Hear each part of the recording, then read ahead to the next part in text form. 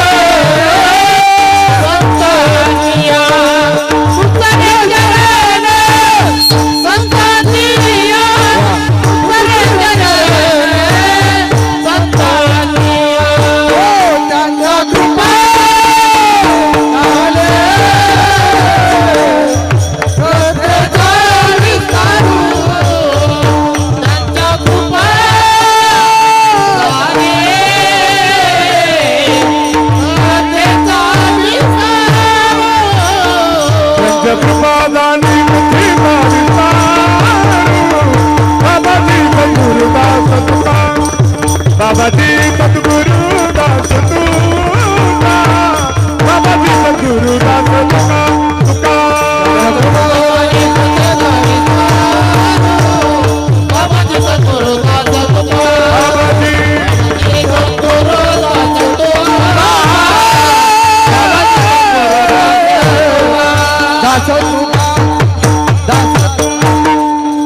जयांचे गिलिया स्मरण होय सकळ विद्यांचे अधिकरण तेचे बंधू श्री चरण श्री गुरूंचे ते नमस्कारुने आता ओम नमो ज्ञानेश्वरा करुणा करा दयाळा तुमचा अनुग्रह लादलो पावन झालो चराचरी नमो ज्ञानेश्वरा निवृत्ती उदारा सोपान देवा मुक्ताबाई नमो त्रिभुवन पावनी अद्यत्रे जननी देवाची मस्तक ही पायावरी वारकरी संताच्या सेवे लागे सेवक झालो तुमच्या लागलो निज चरणा अहो स्वामी तुकया देवा यावरी न करावा अभेरो पाहते गवळणी तबते पालथी दुधानी मनती नंदाची आपुरी आजी चोरी केली खरी काल्याच्या या पवित्र हरिकीर्तन रूपी सेवेकरता गायलेला अभंग संत श्रेष्ठ वैष्णव ज्येष्ठ वैराग्याची मूर्तिमंत पुतळे अखिल कोट ब्रह्मांड नायक भगवान श्री विठ्ठलाचे लाडके लढीबाळ आणि जिव्हाळ्याचे भक्त विश्वसंत श्रीमंत श्री जगद्गुरु तुकोबऱ्यांच्या गाथेतील काला प्रसंगातील 4 चरणाचा अत्यंत गोड अभंग असून या अभंगामधून संत श्रेष्ठ श्री जगद्गुरु तुकोबऱ्यांनी द्वापार युगामध्ये कृष्ण परमात्म्याने गोपिकांच्या संगतीमध्ये गवळणींच्या संगतीमध्ये एक विशिष्ट लीला केली त्या लीलेचा परिहार व्यक्त करणारा जगद्गुरु तुकोबऱ्यांचा अभंग काल्याच्या हरिकीर्तन रूपी सेवे करता विठाला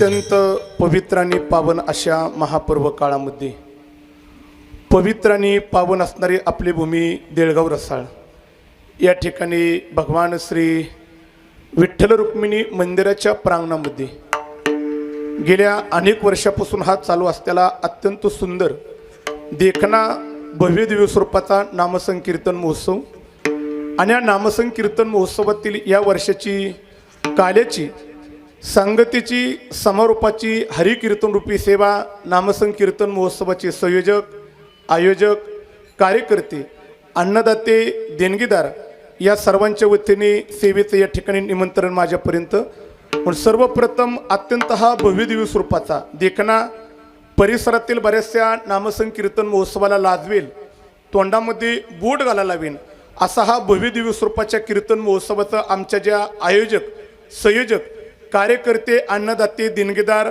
या सर्वांच्या वतीने नियोजन केलं जातं एकदा आमच्या आयोजकांकरता सर्वांनी एकदा कडकडून टाळी वाजवायचं असं फार गोड अशा प्रकारचा हा परिसरातील पंचक्रोशीतील भव्य दिव्य स्वरूपाचा कीर्तन महोत्सव आणि या महोत्सवातील सांगतेची सेवा पुन्हा एकदा आमच्या आयोजक संयोजक कार्यकर्ते अन्नदाते देणगीदार सर्वांच्या वतीने सेवेचं निमंत्रण माझ्यापर्यंत पण विशेष सेवेचं निमंत्रण माझ्यापर्यंत पोच करण्याचं ज्यांनी काम केलं वारकरी संप्रदायाची साधना करत असताना माझ्यावरती नितांत प्रेम करणारे परिसरातील पंचक्रोशीतील वारकरी संप्रदायातील एक गूढ व्यक्तिमत्व आदरणीय आमचे हनुदादा आणि त्यांच्या सर्व सहकाऱ्यांच्या वतीने सर्वप्रथम सेवेचं निमंत्रण एकदा सर्व सहकाऱ्यांच्या पुढे आणि सर्व आयोजकांच्या पुढे पुन्हा दंडवत प्रणिपात या ठिकाणी मी करतो गोड मावले कमी कशाचीच नाही कमी फक्त आपल्याकडे वेळेची कमी फक्त कारण कीर्तनाची मर्यादा माझ्याकडे आखून दिलेली दाते कोण म्हणलं पाठीमागं 2 वाजेपर्यंत नाही बरोबर 12ला माझ्या काल्याच्या हरिकीर्तन रूपी सेवेच्या समारोपाकडे मी वळण्याचा पूर्ण प्रयत्न करणारे गोड मावले परिसरातील पंचक्रोशीतील वारकरी संप्रदायाची धुरा समर्थपणे टाळाच्या माध्यमातून खांद्यावरती पेलवणारा माझ्या पाठीमागला टाळकरी वृंद वेळाअभावी सर्वांचा नाम उल्लेख करणं शक्य नाही दंडवत प्रणिपात या ठिकाणी मी करतो इकडे माझे परमार्थ स्नेही माझे परममित्र महाराष्ट्राचं वैभव मृदुंग सम्राट पांडुरंगजी महाराज शिंदे आदरणीय महाराजांच्या वारकरी शिक्षण संस्थेतील गुणीजन या ठिकाणी टाळकरी, एकदा आमच्या लहान वारकऱ्यांकरता सर्वांनी टाळी वाजवा सर्वांनी. त्यांच्या पुढेही दंडवत प्रणिपात या ठिकाणी करतो. विशेष या कार्यक्रमाला ज्यांच्या गाण्याच्या माध्यमातून अत्यंत गोड अशा प्रकारची रंगदेवता 7-8 दिवस आलेली आहे. संपूर्ण महाराष्ट्राचं वैभव असणारे महाराष्ट्रातील ख्यातनाम संगीतरत्न, संगीत वैभव, भजन सम्राट, खऱ्या अर्थाने आमचे जीवलग मित्र आदरणीय ठिकाणी गायनाचार्य रवी महाराज, त्यांची उपस्थिती महाराजांचं टाळी वाजवून सर्वांनी स्वागत करा. दंडवत प्रणिपात. माझे परमार्थ स्नेही, माझे परममित्र, महाराष्ट्राचं वैभव असणारे गायनाचार्य, परिसराचं पारमार्थिक वैभव, भजन सम्राट आदरणीय आमचे प्रकाश भाऊ, त्यांची उपस्थिती टाळी वाजवून सर्वांनी स्वागत करा. इकडे माझे परमार्थ स्नेही, माझे परममित्र, महाराष्ट्रातील युवा कीर्तन गायनाचार्य आदरणीय आमचे सचिन महाराज आहेत, त्यांची उपस्थिती, त्यांच्या पुढेही दंडवत प्रणिपात. हार्मोनियमची गोड अशा प्रकारची साथे, माझ्यावरती नितांत प्रेम करणारी, आम्ही परमार्थाची साधना करत असताना ज्यांचं नेहमी मार्गदर्शन घ्यावा, परमार्थातील ज्येष्ठ आणि श्रेष्ठ गावचे या ठिकाणी भूमिपुत्र आदरणीय गुरुवर या ठिकाणी संजयजी महाराज वाबळे सरांची उपस्थिती, सरांच्या पुढेही दंडवत प्रणिपात. आणि इकडे महाराष्ट्रभर ज्यांच्या मृदुंगाची मला वाटते ओळख करून देण्याची गरजच पडणार नाही, महाराष्ट्रातील ख्यातनाम मृदुंग सम्राट, माझे जीवलग मित्र, हृदयस्थ, ज्यांचा गोड मृदुंग कीर्तन बाजूला ठेवा आणि ऐकतच राहावा, एवढा गोड ज्यांचा मृदुंग आहे की काय, ज्यांच्या मृदुंगाची थाप तुमच्या माझ्या कानावरती पडली तर त्यांच्या मृदुंगाची थाप कीर्तनामध्ये तुम्हा आम्हाला डोलायला लावीन, याच्यात नवल नाही. चुकून त्यांच्या मृदुंगाची थाप पंढरपूरच्या मालकाच्या कानावरती पडली तर मालक विटेवरती नाचल्याशिवाय राहणार नाही, असा गोड मृदुंग ज्यांचा ऐकावा. महाराष्ट्रातील ख्यातनाम मृदुंग सम्राट आदरणीय आमचे कृष्ण महाराज, दंडवत प्रणिपात या ठिकाणी करतो. अनेक परिसरातील पंचकृषीतील वारकरी संप्रदायाची साधना करत असताना माझ्यावरती नितांत प्रेम करणारा परिसरातील श्रोतावर्ग उपस्थित आहेत, सर्वांचा नाम उल्लेख करणं शक्य नाही. दंडवत प्रणिपात या ठिकाणी करतो. माझ्याबरोबर उपस्थित असणारे परिसराचं वैभव युवा कीर्तनकार सूरजजी महाराज, त्यांची उपस्थिती, दंडवत प्रणिपात. आमच्या दौंड तालुक्याचं पारमार्थिक भूषण युवा कीर्तनकार आदरणीय आमच्या राहुल महाराजांची उपस्थिती, दंडवत प्रणिपात या ठिकाणी करतो. आणि ज्यांच्या माध्यमातून या संपूर्ण कार्यक्रमाचं प्रसारण केलं जाते, लाईव्ह कार्यक्रम दाखवला जातोय, खऱ्या अर्थाने माझे परमार्थ स्नेही, माझे परम मित्र, मायबोली या चॅनलचे सर्व असणारे आदरणीय आमचे आमिर दादा, एकदा टाळी वाजवून त्यांचंही सर्वांनी स्वागत करा. दंडवत प्रणिपात त्या ठिकाणी करतो. आणि दररोजच्या हरिकीर्तन रूपी सेवेमध्ये माझा आवाज बसलेला आहे कृष्ण महाराज, पण तरीसुद्धा माझा आवाज तुमच्यापर्यंत पोच करण्याचं जे काम करतात, ज्यांच्या माईक सिस्टीमचा कृष्ण महाराज आमच्या परिसरामध्ये कुणी नादच करायचा नाही, कारण नाशिक विभाग माईक सिस्टीमचा बादशाह म्हटला जातो, तसं आमच्या परिसरामध्ये माईक सिस्टीमचा बादशाह जर का कोण असेल तो सुतार साऊंड सिस्टीम आहे. एकदा आमच्या मित्राकरता सर्वांनी एकदा कडकडून टाळी वाजवा. एकदा दंडवत प्रणिपात त्या ठिकाणी करतो. आणि तुम्हा सर्वांचा जास्त वेळ खर्चित न करता मोजक्या शब्दामध्ये माझ्या काल्याच्या हरिकीर्तन रूपी सेवेकडे वळण्याचा प्रयत्न करणारे आता सर्वांगाचं कान करा आणि कीर्तन लक्षपूर्वक ऐका. बरोबर 12ला आपल्या काल्याच्या हरिकीर्तन रूपी सेवेची परिपूर्णता असेल. आता ऐका, आता ऐका. वारकरी संप्रदायामध्ये कुठे आमच्या ज्येष्ठांनी आम्हाला असा लिखित नियम नाही घालून दिला की खऱ्या अर्थाने काल्याच्या हरिकीर्तन रूपी सेवेच्या माध्यमातून नामसंकीर्तन महोत्सवाची काय करावा, सांगता करावी म्हणून. पण संप्रदायाचा नियम आहे की वारकरी संप्रदायामध्ये तुम्ही किती दिवसाचा कीर्तन महोत्सव केला, भला तो 1 महिन्याचा असू, 15 दिवसाचा असू, 11 दिवसाचा असू, 9 दिवसाचा असू, 7 दिवसाचा असू, 5 दिवसाचा असू, 3 दिवसाचा असू, किती दिवसाचा जरी कीर्तन महोत्सव असला, या महोत्सवाची सांगता वारकरी संप्रदायाच्या नियमाप्रमाणे कुठे लिखित नाही, पण ज्येष्ठांनी नियम घालून दिलेला आहे की काल्याच्या कीर्तनाच्या माध्यमातून काय करावी, सांगता करावी. बरीचशी मंडळी म्हणतील की महाराज काल्याच्या हरिकीर्तन रूपी सेवेच्या माध्यमातून नामसंकीर्तन महोत्सवाची सांगता का म्हणून करावी. त्याचं कारण आहे, मानवी जीवन जगत असताना आपल्या जीवनाची आयुष्यभर धावपळ चालू आहे, प्रयत्न चालू आहेत, प्रयत्नाची पराकाष्ठा चालू आहेत. या प्रयत्नाचं आणि प्रयत्नाच्या पराकाष्ठेचा जर का विचार केला तर मानवी जीवनाची धावपळ चालू आहे ती केवळ फक्त सुखा करता.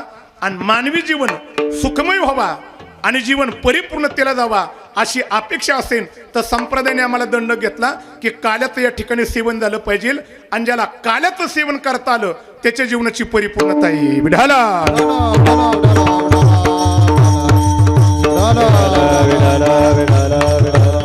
काल्याच्या सेवनामध्ये आमच्या जीवनाची परिपूर्णता आहे आणि आमचं जीवन सुखमय आहे अशा शब्दाचा उल्लेख तुम्ही केला.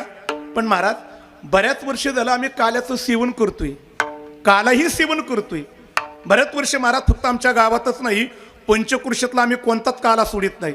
मग एवढं काल्याचं आम्ही सेवन करतोय पण आमच्या जीवनाची आम्हाला परिपूर्णता झालेली दिसली आणि आमचं जीवन आमचं सुखमय झालेलं. याचं उत्तर जर का काय असावा, याचं उत्तर एकच आहे.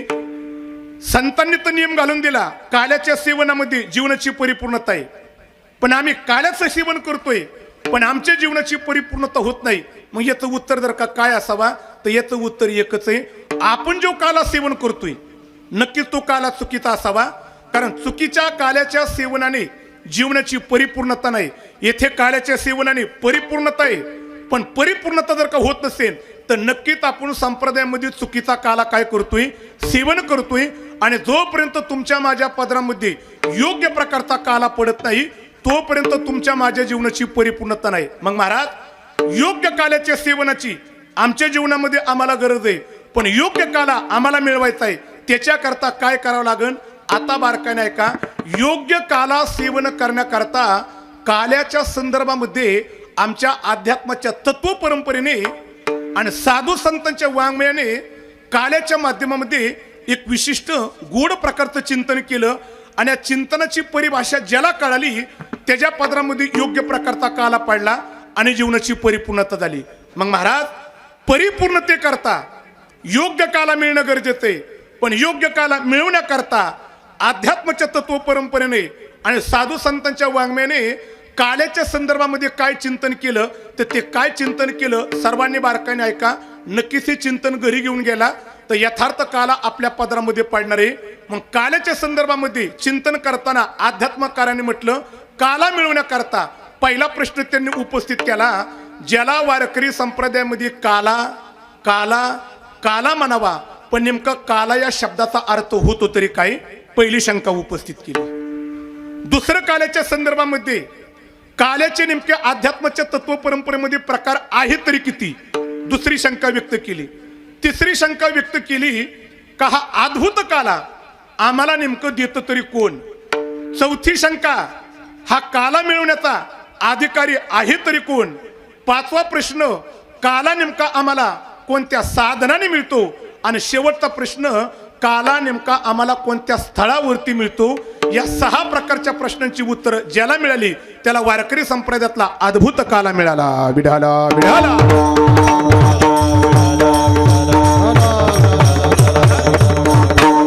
ज्याला काला काला काला म्हटलं जातं. काला या शब्दाचा अर्थ होतो काय, अत्यंत मी काला या शब्दाच्या संदर्भामध्ये अत्यंत सोपी भाषा वापरणे. ऐका ऐका काला काला काला नेमकं म्हणायचं तरी कशा. काल्याच्या संदर्भामध्ये मी 2-3 चिंतन करून जाणार. ऐका काल्याची पहिल्यांदा व्याख्या करत असताना काला या शब्दाचा अर्थ मी करीन. काला म्हणजे त्याला मिलन म्हणावा. काला या शब्दाचा आणखी एक दुसरा अर्थ सांगेन की परिपूर्णता, त्याला काला म्हणावा. आणि काला या संदर्भामध्ये आणखी एक चिंतन करून जाईन जिथे एकरूपता आहे. मला वाटते की त्याला यथार्थ काय म्हणावा, काला म्हणावा. आणि मला वाटते की एवढ्यावरती जर का तुम्हाला काला नाहीच कळाला, काल्यात आणखी चिंतन करतो. जिथे मिलन आहे त्याला काला म्हणावा, जिथे एकरूपता आहे त्याला काला म्हणावा, आणि जिथे खऱ्या अर्थाने समीपता आहे त्याला खऱ्या अर्थाने काय म्हणावा, काला म्हणावा. मला तुमच्या सर्वांच्या चेहऱ्याकडे पाहिल्यानंतर भाऊ जाणवतोय तुम्हाला एवढ्यात काला कळलाच नाही मला वाटते. आणि ते काय माहिती का, जोपर्यंत पांडुरंग महाराज यांना काला कळत नाही तोपर्यंत मी काल्याच्या पुढे जाणारच नाही. एवढ्यावरती चिंतन करणार. काला जर का एवढ्यात नाही कळला आणखी काल्याची सोपी व्याख्या करतो. इकडे पहा माझ्याकडं सोपी व्याख्या करतो. ऐका ऐका 2 किंवा 2 पेक्षा जास्त गोष्टी तर जिथे एकत्रीकरण आहे ते एकत्रीकरणाला काय म्हणावा. नाही नाही अजून तुमचं चेहरं पडले म्हणजे तुम्हाला काला कळलाच नाही बरं का. ती जोपर्यंत रवी महाराज यांना काला कळत नाही तोपर्यंत पुढे जाणार नाही. व्यवहारातला काला सांगतो. इकडे पहा इकडे पहा व्यवहारातला काला. इकडे इकडे पहा इकडे पहा व्यवहारातला काला. काय काला कशाला म्हणत माहिती काय का, जेवण करताना जेवणामध्ये भाकर आणि आमटी दोन्हींचा चुरून केला जातो त्याला काय म्हणावा? आता तर काला लक्षात आला का नाही? काला लक्षात आला. भाकरीत आणि आमटीचा चुरून केला जातो त्याला काय म्हणावा? काला म्हणावा. पण शब्द बारकाने ऐका, दोन गोष्टी एकत्रित आल्या म्हणजे काला होत नाही. काल्याची आणखी मी थोडीशी पुढे जाऊन व्याख्या करणारे, पुन्हा एकदा बारकाने ऐका. दोन गोष्टी एकत्रित आल्या म्हणजे काला होत नाही, तर काला कशाला म्हणावा? बारकाने ऐका. दोन गोष्टी एकत्रित आल्यानंतर एकत्रित आलेल्या गोष्टीची ज्यावेळेस एकरूपता होईल त्या एकरूपतेला खऱ्या अर्थाने काय म्हणावा?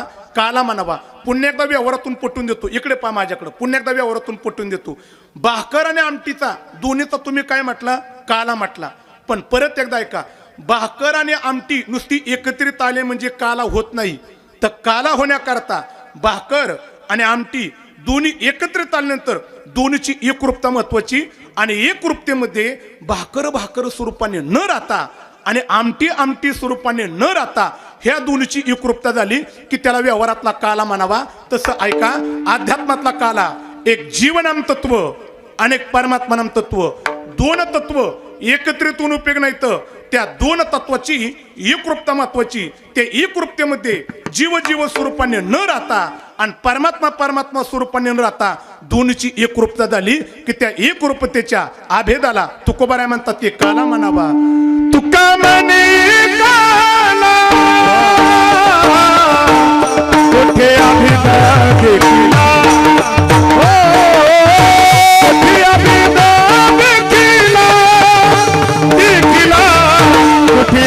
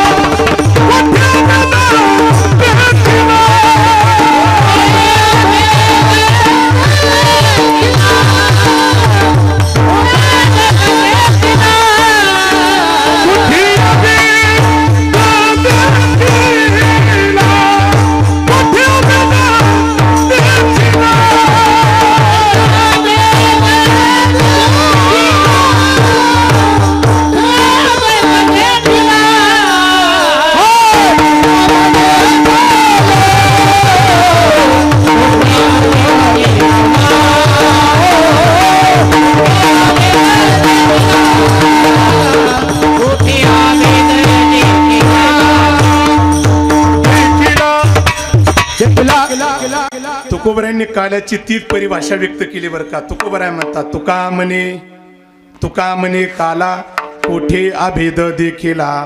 पण आभेद सांगितलाय त्या दोन तत्वाचा आभेद आहे, जीव तत्वाचा आणि परमात्मा तत्वाचा आभेद आहे. त्या आभेदामध्ये जीव आणि परमात्मा एकत्रितून उपयोग नाही, तर दोन्हीची एकरूपता ज्या दिवशी होईल त्या एकरूपतेला जगद्गुरु तुकोबराय म्हणतात की काय म्हणावा? काला म्हणावा. आता परत एकदा प्रश्न करतो, काला कळाला? काला नाही, अजून आमच्या पुरुष वर्गात चिरं पडल्यात म्हणजे काला कळलाच नाही बरं का. ते जोपर्यंत काला कळत नाही तोपर्यंत मी काल्याच्या पुढे जाणारच नाही.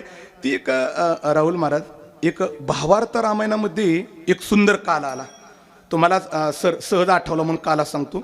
भावार्थ रामायणामध्ये गोड काला आला. ते काय झालं, अयोध्येच्या गादीवरती माझं खऱ्या अर्थाने भगवान श्री प्रभू रामचंद्र बसले आणि प्रभू अयोध्येच्या गादीवरती बसल्यानंतर प्रभूच्या चरणापाशी हनुमंतराय बसली.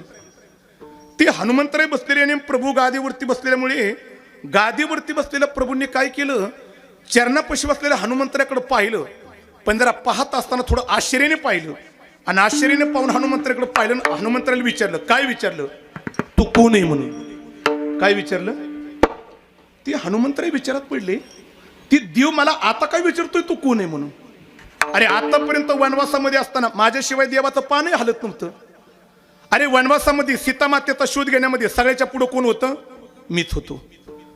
ती लक्ष्मणाला शक्ती लागली वाचवण्याकरता सगळ्याच्या पुढे कोण? मीच होतो. रावणाचा वध करत असताना प्रभूंना सहाय्य करण्याकरता सगळ्याच्या पुढे कोण? मीच होतो. त्या हनुमंतराने गडीभर विचार केला, माझ्याशिवाय देवाचं पान हलत नव्हतं, पण ते देव मला आता काय विचारतोय तू कोण आहे म्हणून. पण ती हनुमंतरे फार हुशार होत्या. त्या हनुमंतराने विचार केला, दोष देवाचा नसावा, कळालं तर बघा, दोष देवाचा नसावा, देव ज्या खुर्चीवरती बसल्यात यदा कदाचित खुर्चीचा दोष असावा.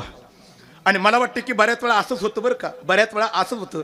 आपण त्यांना मतदान देऊन निवडून आणलं आणि एकदा का त्या खुर्चीवरती बसले आणि आपण त्यांना भेटण्याकरता गेलो की ती खुर्चीवरती बसल्या बसल्या आपल्याला विचारतात तू कोण आहे म्हणून. ही परंपरा पूर्वीपासून चालत आलेली बरं का.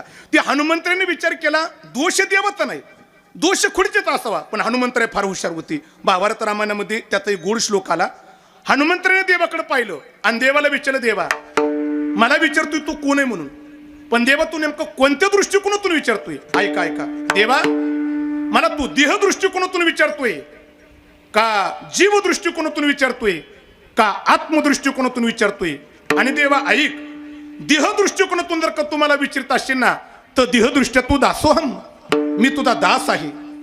जीव दृष्टिकोनातून विचारत असते ना तर जीवदृष्ट्या तदांशः, मी तुझा अंश आहे. आणि आत्मदृष्टिकोनातून जर का विचारत असशील ना तर देवा तुझ्यामध्ये आणि माझ्यामध्ये कसल्या प्रकारचा भेदच नाही. या अभेदाला भावार्थ रामायणामध्ये काला म्हणावा. विढाला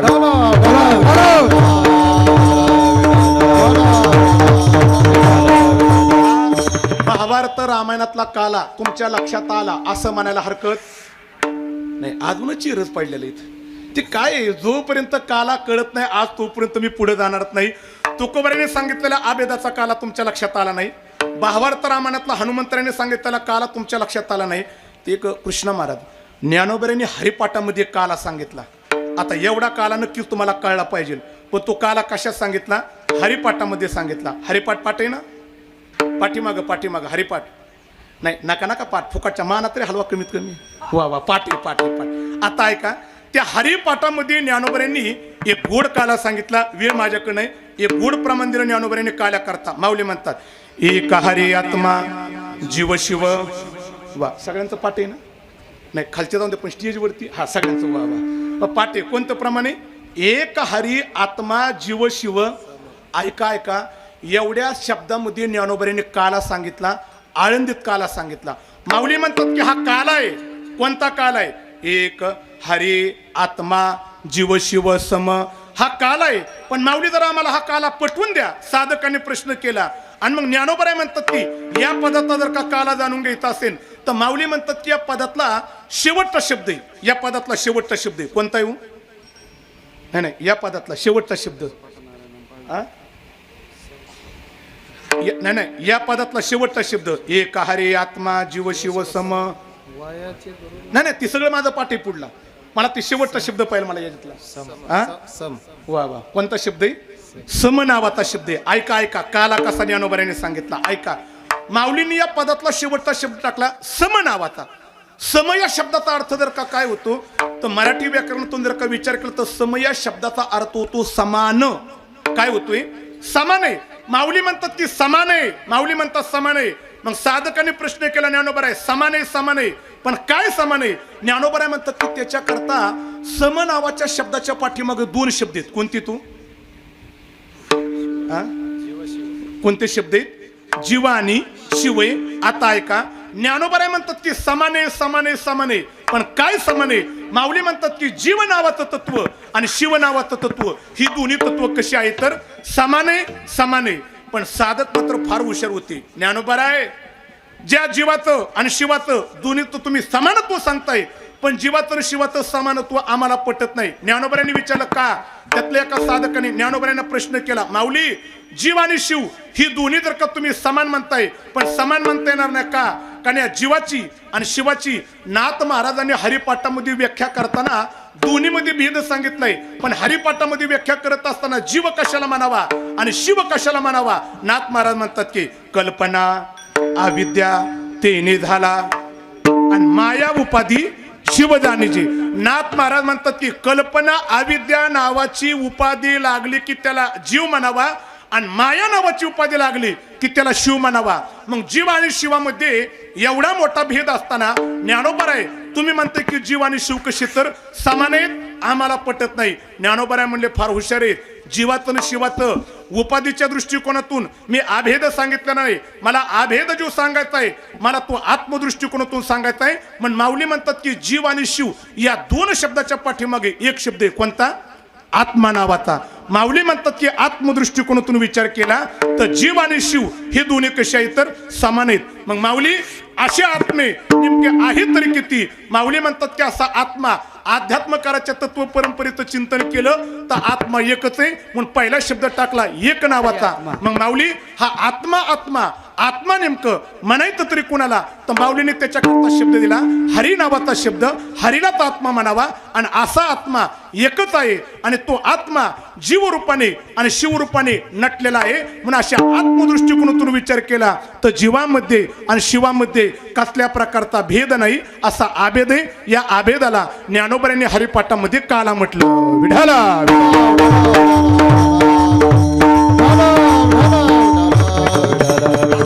ज्ञानोबरायांनी सांगितलेला काला आता तरी लक्षात आला असं म्हणायला हरकत काजून नाही कळाला. काजून काला सांगू काजून काला सांगू नाही. आता मला पण एवढाच येत होता आता मला पण याच्या पुढे येत नाही बरं का. हा ज्ञानोबरांनी सांगितलेला आणि भावार्थ रामायणातला आणि तुकोबरांनी सांगितलेला काय आहे काला आहे. याला खऱ्या अर्थाने काय म्हणावा काला म्हणावा. मग महाराज असा जर का काला आहे तर दुसरा प्रश्न काल्याचे नेमके अध्यात्मामध्ये प्रकार किती. आता ऐका पहिला प्रकार तुकोबरांनी काल्याचा दिला तर तुका म्हणे कालन कुठे आभेद देखील. काल्याचा आणखी एक प्रकार आमच्या तुकोबरांनी दिला. काला कशाला म्हणावा. महाराज म्हणतात की काला कशाला म्हणावा. हरिनामाचा खिचडी काला हरिनामाचा खिचडी काला हरिनामाचा खिचडी काला हरिनामाचा खिचडी काला हरिनामाचा खिचडी काला हरिनामाचा खिचडी काला हरिनामाचा खिचडी काला हरिनामाचा खिचडी काला हरिनामाचा खिचडी काला हरिनामाचा खिचडी काला हरिनामाचा खिचडी काला हरिनामाचा खिचडी काला हरिनामाचा खिचडी काला हरिनामाचा खिचडी काला हरिनामाचा खिचडी काला. प्रेमी मोहिला साधने प्रेमी मोहिला साधने प्रेमी मोहिला हो साधने प्रेमी मोहिला साधने हरिनामाचा खिचडी काला हो आता खिचडी काला हरिनामाचा खिचडी काला हरिनामाचा खिचडी काला हो प्रेमी मोहिला साधने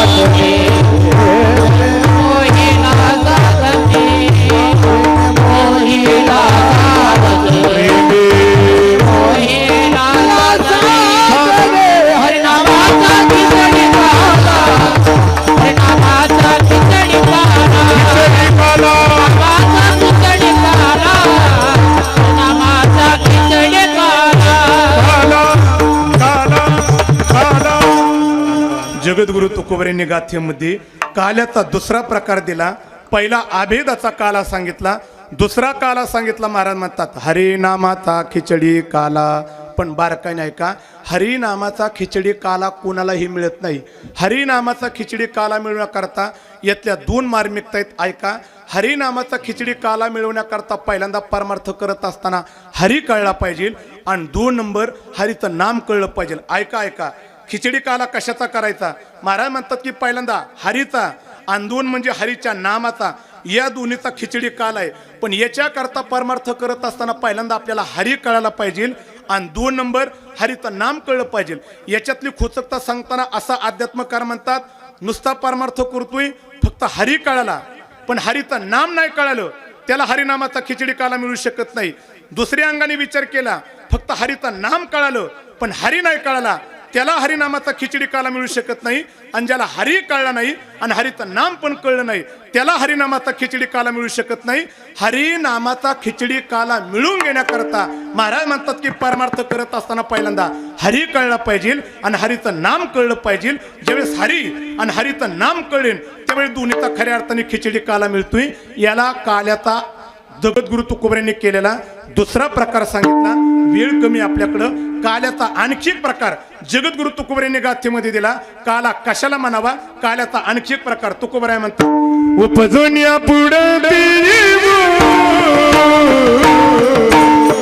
उपजून या पुढं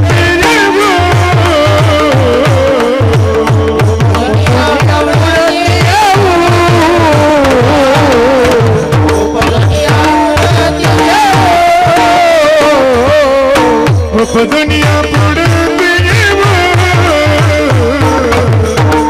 दुनिया बुडती दुनिया बुडती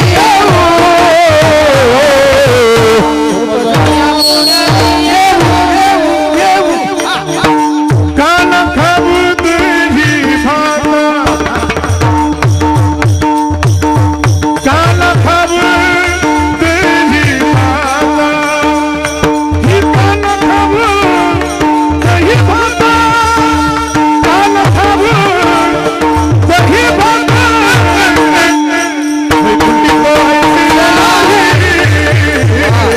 वैकुंठी पोहायची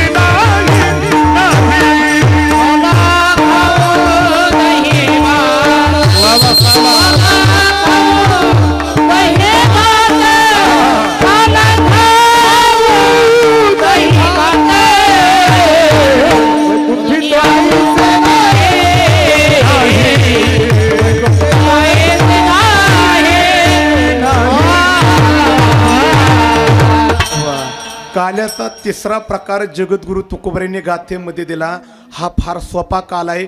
याच्यापेक्षा कालात नाही. हा सोपा काला सांगत असताना तुकोबराय म्हणतात कोणता काल आहे? दही भाताचा काला. कोणता काला? कोणता काला? ती तुकोबऱ्यांना विचारलं बरं का. तुकोबऱ्यांनी विचारलं, महाराज जरा तुमचे शब्द आम्हाला थोडे आश्चर्यकारकच वाटतात. का? ती दही भाताचा काला खाण्याकरता तुम्ही म्हणताय उपजुन्या पुढती येऊ. महाराज हे जर आमच्या बुद्धीला पटत नाही का? हो दही भाताचा काला खाण्याकरता वैकुंठातून खाली येणार. पण महाराज हा काय काला मिळत नाही का? आम्ही दररोज खातोय आणि एवढा काला खाण्याकरता तुम्ही वैकुंठातून खाली येणार. एक शब्द बारकाईने ऐका. ज्या अर्थी तुकोबऱ्यांनी वैकुंठ नावाच्या पदाचा त्याग केला आणि दही भाताचा काला खाण्याकरता इथपर्यंत आले, याचा अर्थ तुकोबऱ्यांना जो दही भाताचा काला सांगायचा आहे तो काला वेगळा असावा आणि व्यवहारामध्ये आपण जो दही भाताचा काला खातोय तो काला थोडासा वेगळा असावा. मग महाराजांना दही भाताचा काला सांगायचा आहे, पण कोणता सांगायचा आहे ते सर माझ्या थोडा अल्पश बुद्धीला दही भाताच्या काल्याचं चिंतन मला असं करावंसे वाटते. बारकाई नाही का? दही भाताचा काल्याचा अर्थ कळण्याकरता आपल्याला दहीचा अर्थ कळला पाहिजे आणि भाताचा अर्थ कळला पाहिजे. ज्याला दहीचा अर्थ आणि भाताचा अर्थ कळाला त्याला दही भाताचा काला कळाला. पण दहीचा अर्थ काय आणि भाताचा अर्थ काय ह्या दोन्हीचा अर्थ शोधण्याकरता आपण दोन्हीच्या चवी शोधू आणि चवीतून त्याचा अर्थ शोधण्याचा प्रयत्न करा. फक्त दह्याची चव आणि भाताची चव शोधण्याकरता मला तेवढी मदत करा. फक्त तेवढी मला मदत करा. आता इकडे पहा. दह्याची चव दही दही दह्याची चव दही खाण्याकरता कशी लागते? हा वा गोड उत्तर आलं. दह्याची चव आंबटे. आता दुसरा प्रश्न आमच्या स्टेजवरती बसलेत. आणि भाताची चव भाताची चव नाही लय अध्यात्मातला प्रश्न नाही, सोपा प्रश्न नाही. भाताची चव थोडीशी गोड जास्त नाही. काय? भाताची चव. आता ऐका ऐका गोड उत्तर आला. ऐका. दह्याची चव आंबट आणि भाताची चव गोड. आता ऐका. दह्याची चव जर का आंबटे त्याचा अर्थ काय करायचा आणि भाताची चव जर का गोड आहे तर भात त्या शब्दाचा अर्थ काय करायचा? मला दोन्हीचा अर्थ राहुल महाराज असा करावासा वाटला. ज्या दह्याची चव आंबटे ऐका ऐका ज्या दह्याची चव आंबटे दही या शब्दाचा अर्थ करायचा प्रपंच आणि भात खाण्याकरता गोडे भात या शब्दाचा अर्थ करायचा पारमार्थ. तर मला दोन्हीचा अर्थ असा करावासा वाटते. बाह्यांगाने जेवढा प्रपंच करायचा आहे तेवढा प्रपंच करा, पण तो प्रपंच करत असताना तुमच्या आतमध्ये मात्र पारमार्थ ठासून बारा. याला दही भाताचा काला म्हणावा. याला दही भाताचा काला म्हणावा. पण ती याच्यातला एवढ्यावरती टाळ्या वाजवला म्हणजे दही भाताचा काला कळला नाही. याच्यातला पुढला प्रश्न हानुदादा फार महत्वाचा आहे. याच्यातला पुढला प्रश्न ती तुकोबराय म्हणतात की हा दही भाताचा काला. आमच्या तुकोबऱ्यांना प्रश्न केला, तुकोबराय तुमच्या दही भाताच्या काल्यामध्ये ती दह्यावरती भात टाकायचा का भातावरती दही टाकायची? बरं नाही नाही अर्धा मिनिटं गेला तरी चालेल, पण उत्तर विचारपूर्वक द्या. कारण ह्यो काला चुकला की आयुष्यभराचा काला चुकला. परत एकदा ऐका. दह्यावरती भात टाकायचा का भातावरती दही टाकायची? भातावरती बरं जर इकडे इकडे आमच्या जरा माता भगिनी तिकडे इकडे इकडं ती भातावरती दही का दह्यावरती भात टाकायचा? बरं जाऊन द्या, तुम्ही जाऊन द्या, पाठीमागं आमच्या माता भगिनीत दह्यावरती भात टाकायचा का भातावरती दही टाकायची? त्या मागल्या म्हणत असेल कशावर काय टाका, शेवटी पोटातच जायचंय. हा पण ते फार महत्वाचा प्रश्न आहे. दह्यावरती भात टाकायचा का भातावरती दही टाकायची? एकदा सर्वांनी एकमुखाने मला उत्तर द्या. दह्यावरती भात का भातावरती दही? भातावरती दही. मला वाटते भातावरती दही टाकायची असं जर का तुम्ही म्हणताय असं म्हणावा तर कृष्ण महाराज त्याचा अर्थ असा करावा लागेल, भात खाली ठेवा आणि आज्यातवरती दही ठेवा. पण जो भात खाली पसरून ठेवला, भात या शब्दाचा अर्थ काय केला? परमार्थ. आणि जी दही तुम्ही म्हणताय वर ठेवायची, त्या दही या शब्दाचा अर्थ केला आपण प्रपंच. तुम्ही म्हणताय भातावरती जर का दही टाकायची असं जर का म्हणावा तर त्याचा अर्थ आपल्याला असा करावा लागेल, बाह्य अंगाने जेवढा परमार्थ करायचा तेवढा परमार्थ करा, पण तो परमार्थ करत असताना तुमच्या आतमध्ये मात्र प्रपंच ठासून भरा, असा अर्थ करावा लागेल. मग ती चुकीचं आहे. मग काय करावं लागेल? आता परत एकदा संधी उत्तर द्या. आता भातावरती दही का दह्यावरती भात? आता दह्यावरती भात, दही खाली ठेवा आणि वरती भात ठेवा. त्याचा अर्थ एकच होतोय की दही जर का खाली ठेवली तो प्रपंच केल्यासारखा आहे, पण वरती जर का भात ठेवला तर त्याच्यामध्ये परमार्थ ठासून भरल्यासारखा आहे. आणि हे ज्याला कळालं तो कुबराय म्हणतात की त्याला दही भाताचा काला म्हणावा. हे काल्याचे 3 प्रकार झाले. महाराज काला कळाला, काल्याचे प्रकार कळाले, पण असा अद्भुत काला आम्हाला कोणत्या स्थळावरती मिळतो? तो फक्त वाळवंटामध्ये मिळतो. वेळ कमी माझ्याकडं. असा काला मिळवण्याकरता महाराज हा काला मिळवण्याचा अधिकारी कोण आहे? प्रमाण म्हणून वेळ घेत नाही, भाविकाला काला मिळतो. आणि आणखी एक प्रश्न केला होता, असा काला आम्हाला जर का कोण देतं? एक तर देव देतात आणि 2 नंबर संत देतात.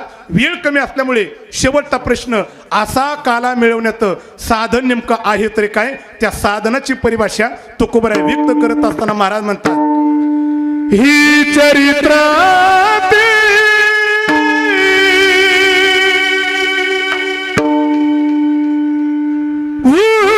उच्चारावी, ही चरित्राती उच्चारावी.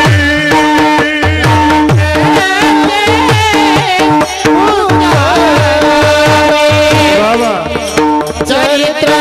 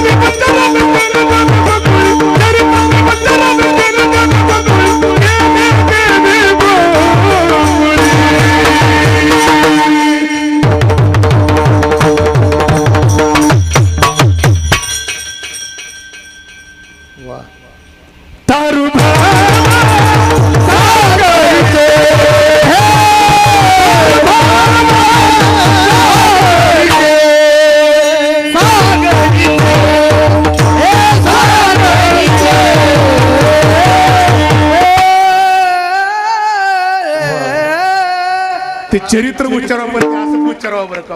गोड चरित्र आहे बरं का? मग ते चरित्र उच्चारल्याशिवाय तुम्हा आम्हाला काला मिळत नाही. पण ते चरित्र उच्चारत असताना महाराजांना प्रश्न केला, महाराज अर्धा तास पण शिल्लक आमच्या हातात राहिला नाही, मग अर्ध्या तासामध्ये कृष्ण परमात्म्याचं 125 वर्षाचं चरित्र कसं उच्चारायचं? महाराज म्हणतात की त्याच्याकरता 125 वर्षाचं जरी चरित्र आहे, पण त्या गोकुळातल्या सगळ्या चरित्राचं चिंतन करू नका. बाळकडीमध्ये तुकोबाराय म्हणतात, रांगता गोधाने राखिता हे रांगता गोधाने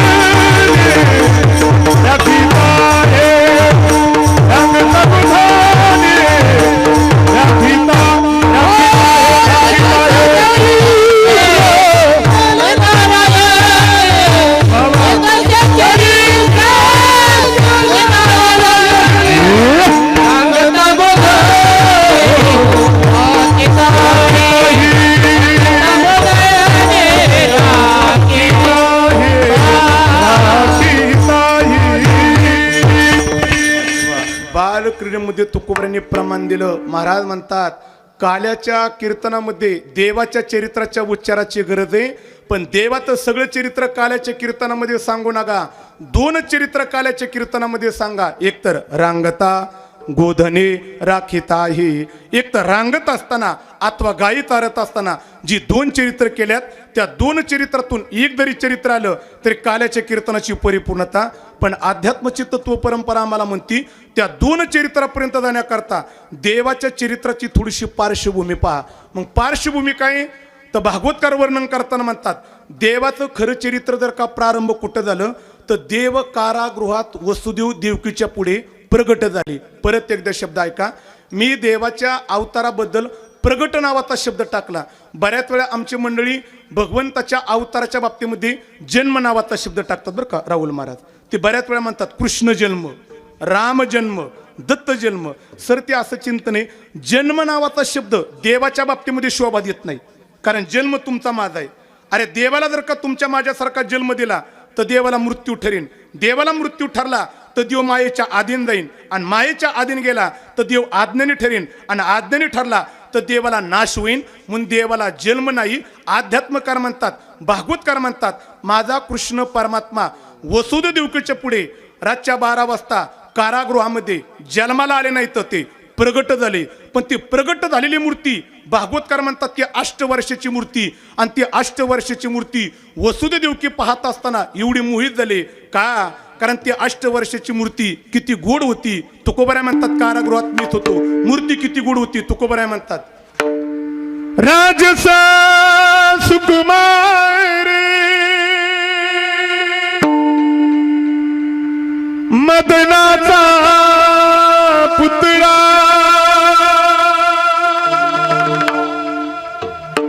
राजस सुकुमार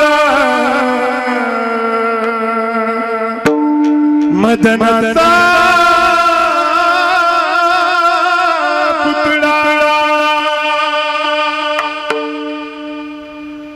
रवी शशिकला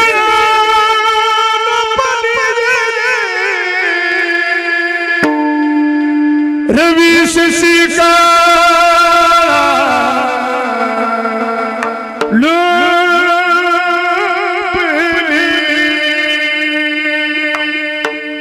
रवी शशिका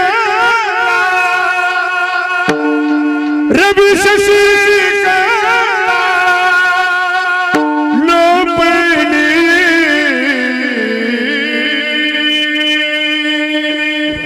तेवढं म्हणण्याकरता माझ्याकडे वेळ नाही बरं का. कृष्ण परमात्मा कारागृहामध्ये एवढा सुंदर आहे, राजस आहे, सुकुमार आहे, मदनाचा पुतळा आहे, आणि त्याच्या पुढे चंद्र सूर्याचं तेज फिकं पडते. एवढा कृष्ण परमात्मा 8 वर्षाच्या मूर्तीच्या रूपात प्रगट झाले. पण वसुदेव देवकी पाहत असताना देवाने माया काढली, आणि मग वसुदेव देवकीला काळजी पडली, 6 मारली, 7वा गर्भ जिरला, आणि सुंदर बालकावरती जर का नजर पडली तर कंस मारल्याशिवाय राहणार नाही. आई बापाच्या चेहऱ्यावरती चिंता माझ्या परमात्म्याने जाणली, आणि देवाने सांगितलं मी जगाची चिंता करतोय, माझी चिंता करू नका. आणि चिंता करत असताना तर नंदाच्या घराला नंदाच्या घराला घराला घराला घराला घराला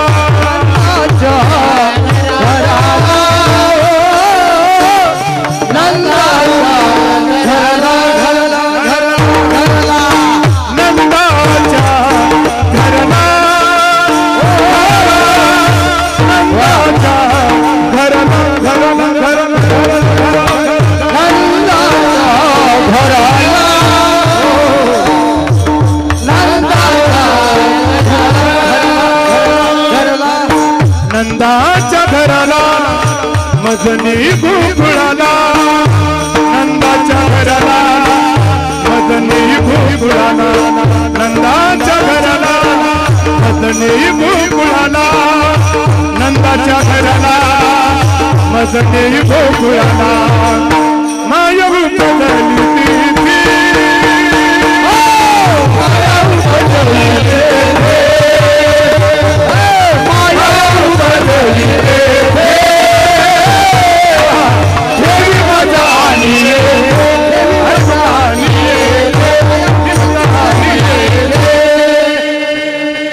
देवाने पटकुनी सांगून टाकलं रवी महाराज वेळ कमी असल्यामुळं लगेच सांगितलं अजिबात चिंता करू नका आणि माझी चिंता करत असताना नंदाच्या घराला ते वसुदेवाने शंका व्यक्त केली माझ्या हातापायामध्ये बेड आहेत देवाने सांगितलं काळजी करू नका एकदा उचला आणि मला डोक्यावरती घ्या हातापायामध्ये बेड्या राहणार नाही वसुदेवाचे शब्द कानावरती देवाचे शब्द कानावरती पडले आणि वसुदेवाने कृष्ण परमात्म्याला उचललं डोक्यावरती घेतल्याबरोबर हातापायातल्या बेड्या गळून पडल्या आता अध्यात्मकाराने याच्यावरती गूढ शंका व्यक्त केली की वसुदेवाच्या हातापायामध्ये नेमका बेड्या कोणत्या होत्या त्या बेड्या जर का गुळून पाडायच्या असतील तर त्याच्याकरता काय करावं लागतंय आणि बेड्या तुमच्या माझ्या हातामध्ये पायामध्ये कुठपर्यंत आहेत याच्याकरता वेगळं चिंतन आहे पण माझी वेळ कमी असल्यामुळे मी तिकडे जाणार नाही देवाला उचलल्याबरोबर वसुदेवाच्या हातापायातल्या बेड्या गळून पडल्या कारागृहाचे दरवाजे उघडले बाहेर पडले मंद मंद पाऊस चालू आहे पण त्या मंद मंद पावसामध्ये वसुदेव यमुना नदीच्या किनाऱ्यावरती आल्यानंतर पाहिलं पूर आलेला आहे काय करावा माघारी जावा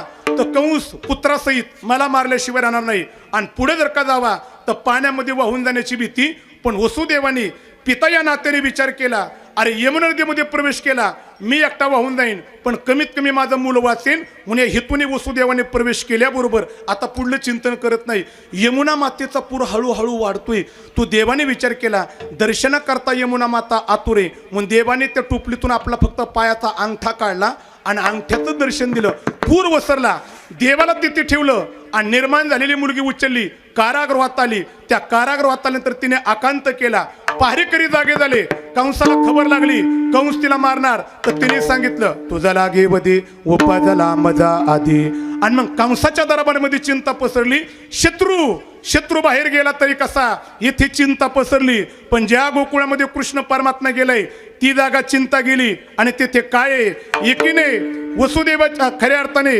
नंदबाबाच्या वाड्यावरती देव पाहिलेला आहे आणि ती म्हणती ही गवळण म्हणती गा गवळण म्हणती गा म्हणती गवळणीला पुत्र झाला यशोदेला गवळण म्हणती गा म्हणती गवळणीला पुत्र झाला यशोदेला म्हणती गा म्हणती गवळणीला पुत्र झाला यशोदेला एक भावी एक पुढे ताती बाती सुंदरडी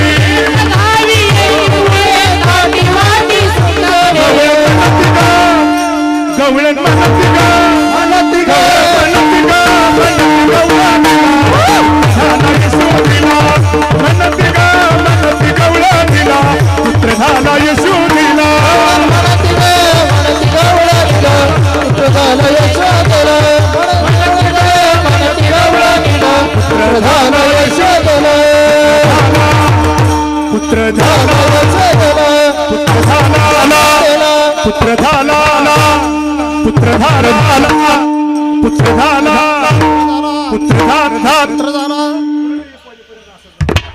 ती नंदाच्या वाड्यावरती देव आलेला आहे आनंदाला उधाण आलेले ते काय आताच्या कीर्तनकारांनी रवी महाराज ही गवळण अशी गायली पण ती जुने आळंदीत असताना आपण ही गवळण ऐकायचो ती कृष्ण महाराज गोड ऐकतो ही गवळण म्हणत असताना जुन्या कीर्तनकारांनी म्हणावा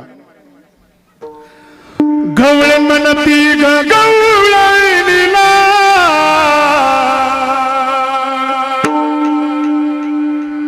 पुत्र झाला यशोदेला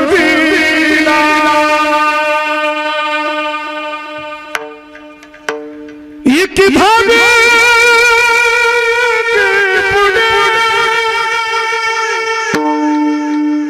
ताटी वाटी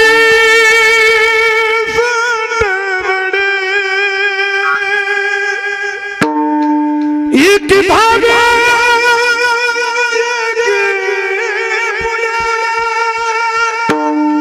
ताटी वाटी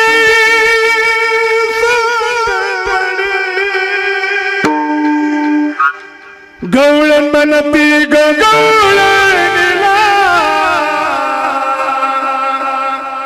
पुत्र झाला यशोदेला तेवढं म्हणण्याकरता आपल्याकडे वेळ नाही ती जुने कीर्तनकार काय ती गवळण अशा प्रकारची मनाची नंदाच्या वाड्यावरती देव आलेला आहे आनंदाला उधाण आलेले आणि आता जास्त सविस्तर चिंतन करत नाही आणि याचाच फायदा घेतला पुतणीने देवाला मारण्याकरता आली पण असं भागवतामध्ये वर्णन आहे देव गोकुळामध्ये गेल्या आणि कंसाच्या सभेमध्ये पुतणीने विडा उचललाय. लगेच दुसऱ्या दिवशी पुतना कृष्णाला मारण्याकरता गेले नाही. भागवतामध्ये चिंतन आहे, देव 6.5 दिवसाचा असताना पुतना कृष्णाला मारण्याकरता आली. पण भागवतकार वर्णन करताना म्हणतात, देव जरी 6.5 दिवसाचा असला आणि पुतना जरी मारण्याकरता आली, पण गोकुळातून पुतना माघारी गेली. गोकुळातून पुतना माघारी गेली. उलट गोकुळातून मथुरावासियांना निरोप गेला, पुतनेचा सावडायचा कार्यक्रम झालाय, जमलं तर 10-5 जणांना 10व्याला पाठवून द्या. ती पुतना माघारी गेली नाही, महाबळ भट्ट गेला, विटंबना केली. आणि बरोबर आता 12ला 10 मिनिटं कमी असताना देवाने विचार केला, सविस्तर चिंतन करता येणार नाही, म्हणून आता आपल्याला लवकर बाहेर पडलं पाहिजे. पण देवाच्या बाहेर पडण्याचे 2-3 प्रकार आहेत. पहिला देवाचा बाहेर पडण्याचा प्रकार आहे, देव बाहेर पडतोय पण कसा? तळवे तळ हात टेकीत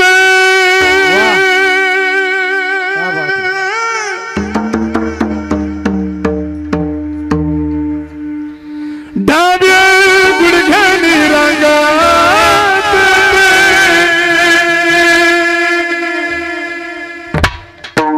तळवी तळ हात टेकीत डाव्या गुडघ्याने रांगात,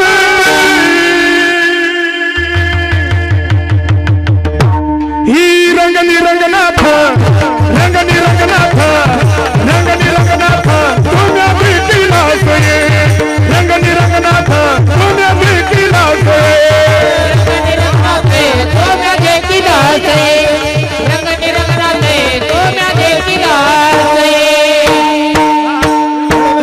हाताचे कितर काल गुडघ्याने रंगत, हाताचे कितर काल गुडघ्याने रंगत, रंगनी रंगनाथ, तुम्ही देखीला सोये, रंगनी रंगनाथ, तुम्ही देखीला सोये.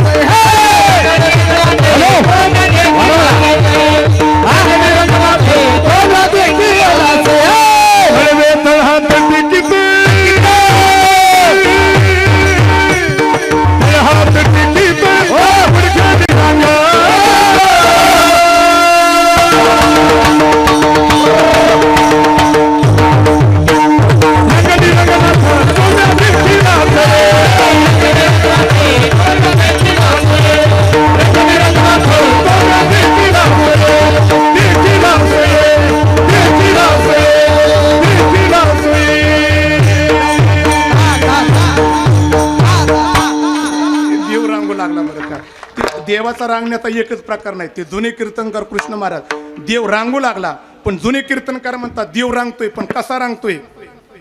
तळवे तळ हाता, तळवे तळ हाता, तळ हात टेकीत, तळवे तळ हाता, तळ हात टेकीत, डावे गुडघ्याने गुडघ्याने रांगाता, गुडघ्याने गुडघ्याने रांगाता, डावे गुडघ्याने गुडघ्याने रांगाता.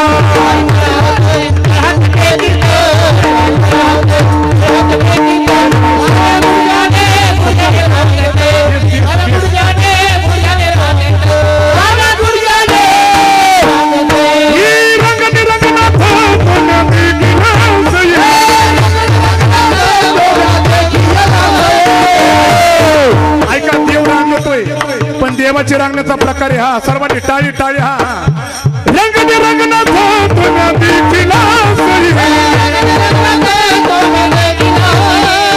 रंगने रंगनाथ, तुम्ही देखीला सोयी.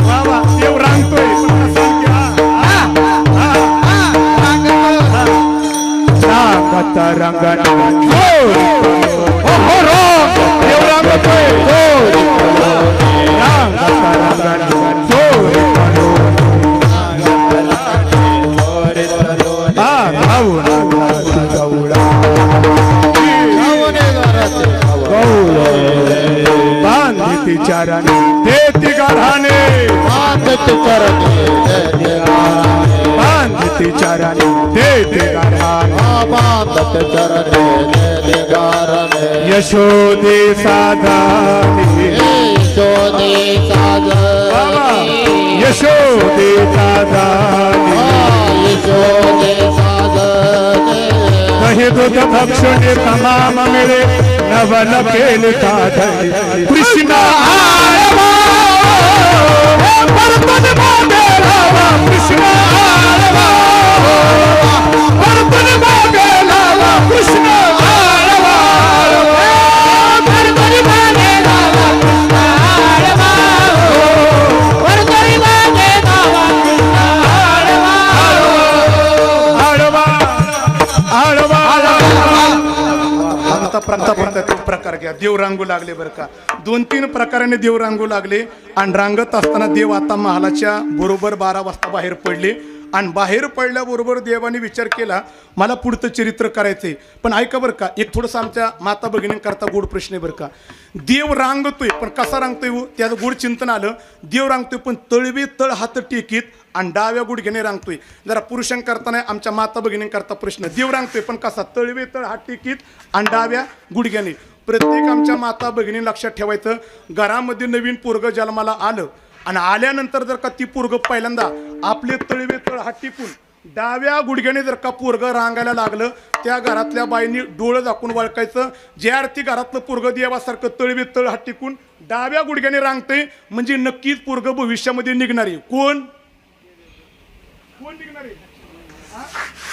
देव नाही निघणार, चोर निघणार आहे. देवाने चोऱ्या केल्या होत्या. तुम्हाला वाटलं काय देव निघणार आहे? तेव्हा देव रांगू लागला आणि देव बाहेर पडले. पण देवाची पहिली नजर कृष्ण महाराज राधेकडे गेली. पण राधेने मात्र कृष्ण परमात्म्याला ओळखलं नाही. ते भागवतकार वर्णन करताना म्हणतात खऱ्या अर्थाने गोकुळामध्ये जर का पहिलं दर्शन गोपिकांमध्ये देवाने जर का कुणाला दिलं असन तर राधेला दिलेले.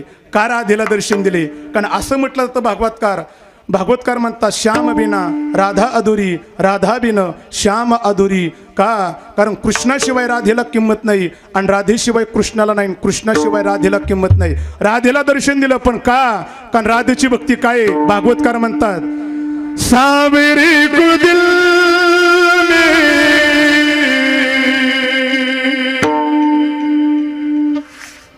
बसा कर तो देखो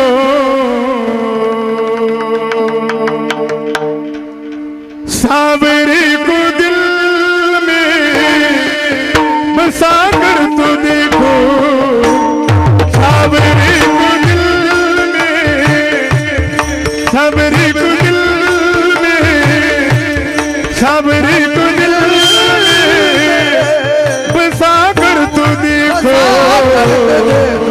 एक बार वृंदावन में आकर तो देखो एक बार वृंदावन में आकर तो देखो एक बार वृंदावन में आकर तो देखो. श्री राधा मेरे कन्हैया के दर्शन की आस लगा के बैठी है. राधा जी कहती है मेरा कन्हैया मुझे दर्शन देने के लिए जरूर आएंगे.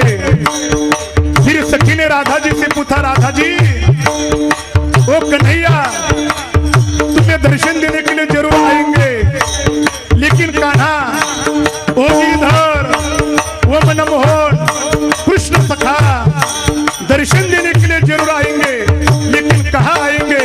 फिर राधा जी कहती है कहाँ आएंगे? बाके बिहारी. राधा जी कहती है बाके बिहारे श्री वृंदावन में बाके बिहारे बाके बिहारे श्री वृंदावन में है मेरा दिल खो गया. राधा जी कहती मेरा दिल खो गया. ताली ताली. फिर सखी ने राधा जी से पूछा राधा जी इसी वृंदावन में तुम्हारा दिल खो गया लेकिन जिस वृंदावन में तुम्हारा दिल खो गया उस वृंदावन में क्या है? राधा जी ने कहा वृंदावन में क्या है? उसी वृंदावन में मेरा कन्हैया ने रास लीला किया है। अरे वृंदावन में क्या है, वृंदावन में भाव और भक्ति का एहसास है। अरे इसी वृंदावन में मेरा संतों का सहवास है, इसलिए मुझे वृंदावन प्यारा है। इसलिए राधा जी सखी जी से कहते हैं बाके बिहारे, बाके बिहारे श्री वृंदावन में, बाके बिहारे, बाके बिहारे श्री वृंदावन में। हाय मेरा दिल खो गया, दिल खो गया, दिल खो गया, दिल खो गया, दिल खो गया। मेरा दिल खो गया। फिर राधा जी से पूछा जिस वृंदावन में तुम्हारा दिल खो गया, लेकिन वो कन्हैया कैसा है? फिर राधा जी कहते मेरा कन्हैया कैसा है? मेरा कन्हैया, राधा जी कहते मेरा कन्हैया कैसा है? राधा जी कहते हैं काली कमली वाला। मेरा कन्हैया कैसा है? राधा जी कहते हैं काली कमली वाला, ये काली कमली वाला मेरा यार ही, मेरे मन का मोहन दिलदार है, मेरे मन का मोहन दिलदार है, मेरे मन का मोहन दिलदार है, मेरे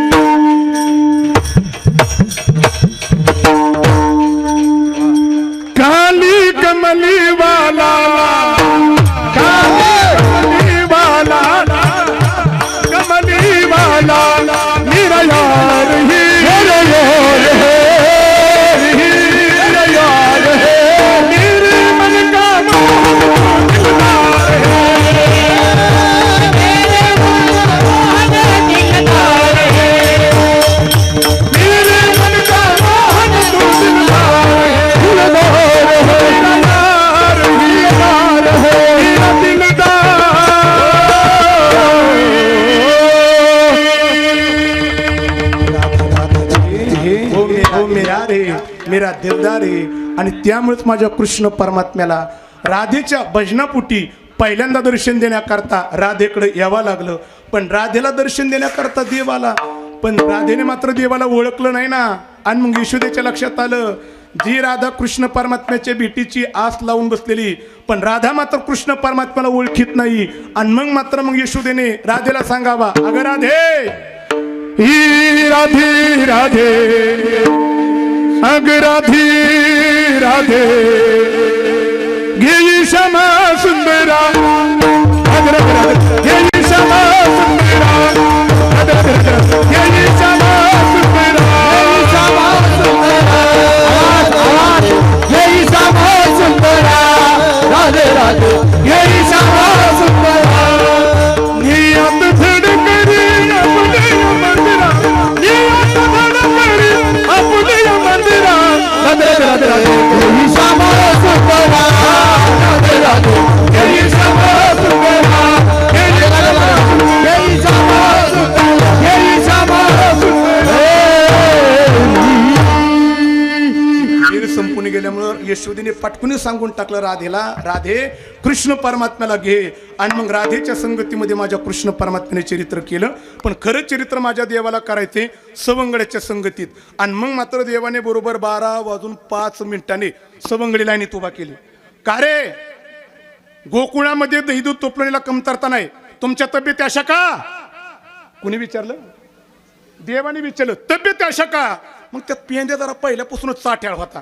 तो पेंद्या पुढे आला कृष्णा म्हणला, कृष्णा खरं सांगू का, सगळं दहीदूध गेलं डिरीला. आणि मग काय झालं? दहीदूध गेलं डिरीला आणि आमच्या डेऱ्या सपाट झाल्या.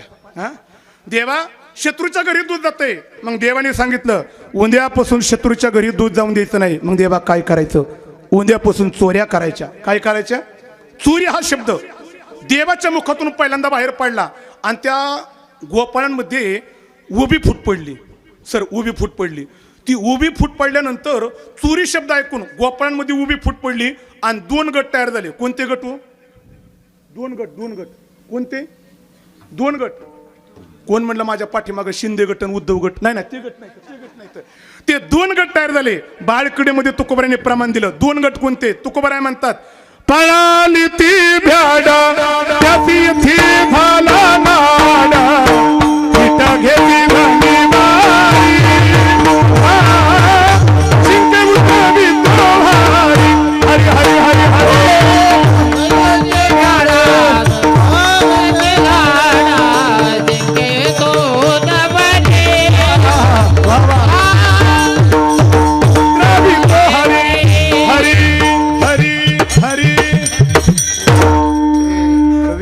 आपली बऱ्याच दिवसातून भेट होती, पण हे दोन्ही माझे सहकारी परिसरातले, त्यांना माहिती नका पाठ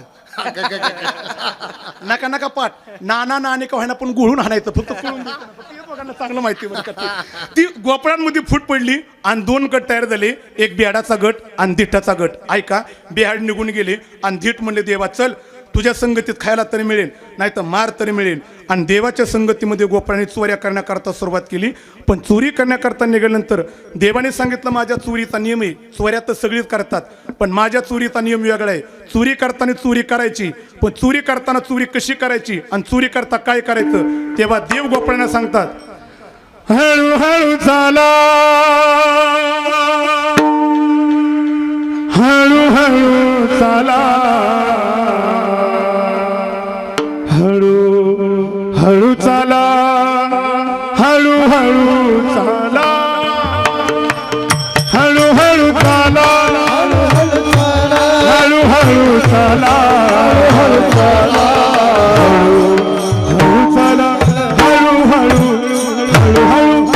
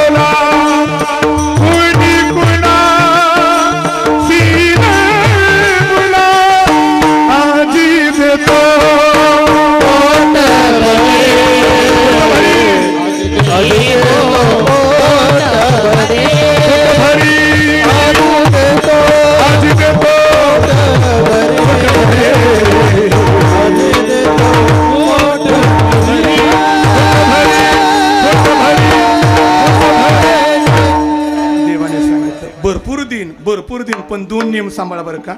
ते मला याच्यातल्या 2 खोचकता कृष्ण महाराज ठेवाशी वाटते. परमार्थामध्ये सगळं मिळतं, कळालं तर बघा. परमार्थात सगळं मिळतं, फक्त परमार्थात गडबड करून जमत नाही. आणि काय ज्याने परमार्थात आलं परमार्थात मला लगेच मिळावा अशी गडबड केली त्याच्या पदरात काही भेटत.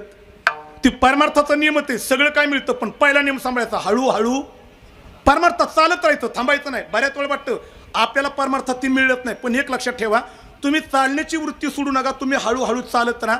एक दिवशी जर का चालत राहिला आणि तुमच्या चालण्यामध्ये जर का सातत्य राहिलं, नक्की तुमचं ध्येय तुम्हाला मिळल्याशिवाय राहणार नाही. आणि खरं सांगू का, हळूहळू चालत राहिलं की सगळं काय मिळतं. मी बाकीच्यांची उदाहरणे देणार नाही, माझं वैयक्तिक उदाहरण सांगणार बरं का. परमार्थ जर का राहुल महाराज तुम्ही आम्ही आपण संघ हळूहळू काय करतोय, चालतोय आणि चालत असलं की नक्की मिळतं बरं का. खरं सांगू का, माझं वैयक्तिक सांगू का, वैयक्तिक नक्की मिळतं. मी 3-4 वर्षापासून या देळगाव रसाळच्या सप्त्याला नेहमी येतो आणि एवढा भव्य दिव्य स्वरूपात सप्ताह पाहायचो. ती माझ्या मनाला नेहमी वाटायचं एवढ्या भव्य दिव्य स्वरूपाच्या कीर्तन महोत्सवात मला काला कधी मिळेल. काय म्हणायचं, मला काला कधी मिळेल. पण मी माझं चालण्याची वृत्ती सोडली नाही. हळू चालत राहिलो आणि भगवान परमात्मे चालल्यानंतर ती माझी आधी इच्छा काय केली, पूर्ण केली. याला कारण आहे परमार्थामध्ये हळूहळू चालत राहा. आणि चालत असताना परमार्थात जास्त बोलू जास्त बोलायचं नाही, गप राहायचं, सगळं काय मिळतं. हे दोन नियम सांभाळले की सगळे मिळणारे. गोपाळांना देवाने तेच सांगितलं. आणि मग मात्र देवाच्या संगतीत गोपाळाने चोरी करण्याकरता सुरुवात केली. आणि बरोबर 12:10 चोरी चलवून अख्ख्या गोकुळामध्ये पसरलं. आणि मग यशोदेच्या दारात तक्रार घेऊन सगळ्या गवळणी निघाल्या. पण निघाल्या असताना त्यातल्या काही सुशिक्षित गवळणी शहरातल्या जरा पुढं चालत होत्या आणि गावरान गवळणी होत्या त्या पाठीमागं चालत होत्या. पण त्यातली सुशिक्षित गवळण पुढे आली आणि यशोदेकडे पाहिलं. नंदाच्या वाड्यावरती पाहिल्याबरोबर ती सुशिक्षित गवळण यशोदेकडे पाहिली आणि यशोदेला म्हणते, ही यशोदे कृष्णा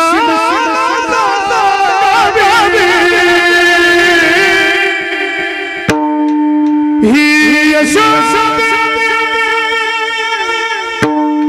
कृष्णा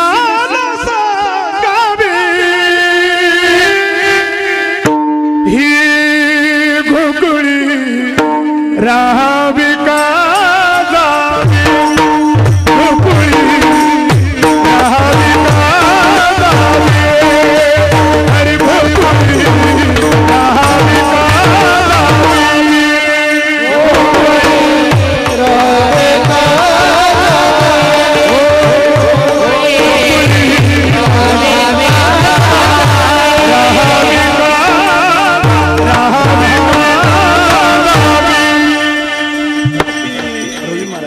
जरा नाजूक स्वरामध्ये तिने यशोदेला हाक मारली.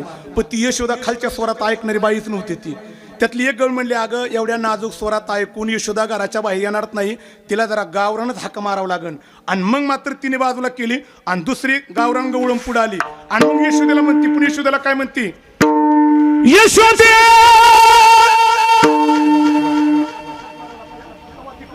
तेव्हा ती कृष्ण वार्ते म्हणली, यशोदे कृष्णाला सांगावे गोकुळी राहावी का जावे यशोदा कृष्णाला सांगावे गोकुळी राहावी का जावे यशोदे कृष्णाला सांगावे गोकुळी राहावी का जावे यशोदे कृष्णाला सांगावे गोकुळी राहावी का